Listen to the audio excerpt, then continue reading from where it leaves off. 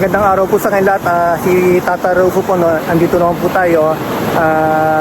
Pasensya na po at ngayon lang tayo din nakapag-vlog. No. Galing po ako ng Tajimi, no, dito po sa Tajimi Church. Araw po ng linggo kasi wala po tayong trabaho ngayon. Kaya pagkatapos po ng misa, namasyal po tayo. Nagpunta po tayo dito sa, sa Mizunami, dito po sa bilihan po ng mochi po, no. Nabalitaan ko po na masarap po yung gohe mochi po dito, no. Kaya ngayon gagawin pa natin, titignan natin kung ano po yung itsura niya, kung paano po ginagawa, no. Papasukin po natin, no. Panoorin niyo po. Ito na po yung yung bilihan po ng gohe mochi po, no. Ito po yung Amakara Honten po, no, yung tawagin po yung kanilang tindahan, no. Bali marami po namimili, no, bali sikat po ito na lugar, no. Talagang dinadayo po siya, no. Kaya po kung mapapasal po kayo, kung nandito po kayo sa party po ng GIFO, kaya dito po sa Tajimi, kahit po yung mga galing na Nagoya, pwede pong mamasyal dito, no. Kung bibili po kayo, hindi naman siya kalayuan, siguro mga 1 oras kaya po, no, yung sa biyahe, no. Basta kung galing lang po kayo ng Kasugay o kaya po ng na siguro, no, yan pwede po, no, kasi nasa Mizunami na po tayo, no. Yung Tajimi po malapit din po, katabi po ng Mizunami. Pasok tayo sa loob, tignan natin kung paano po ginagawa, no.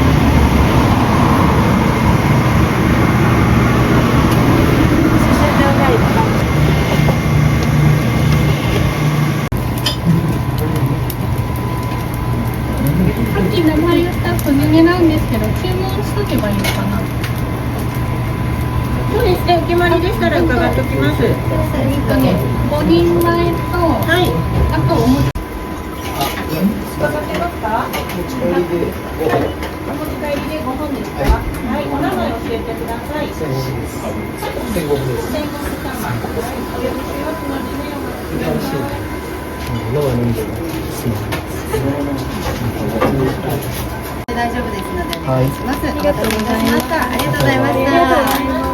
10分で待つので山本様大変お待たせいたしました。ありがとうございます。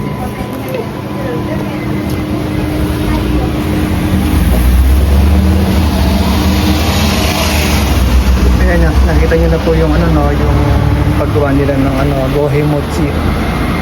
Ayan.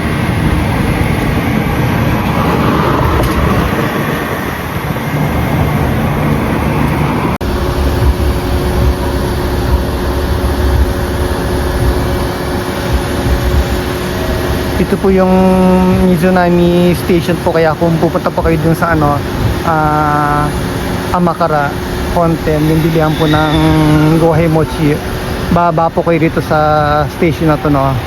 Bali JR po siya, no. Ayan, tapos lalakarin nyo lang po, no. Malapit lang po, siguro mga 200 meters po, no, mula po dito hanggang dun sa Amakara Honten, no, yung bilihan po nung gohe mochi po, no.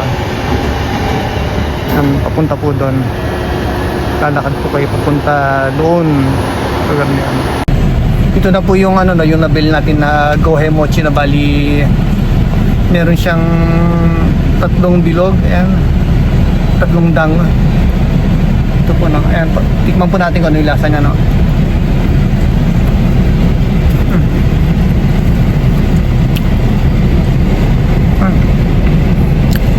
Parang siya kanin niya. Bali yung niya, gawasak, meron siyang kanin, no, sa loob, no. Kanin po yun, no, gohe mochi, no. Yung masarap na matamis siya, na meron siyang miso.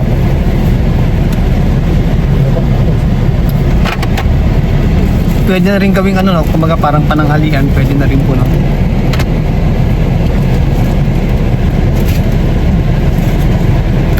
Okay, pag napunta po kayo sa Mizunami o kaya sa Tajimi, subukan nyo pong dumaan dito, no?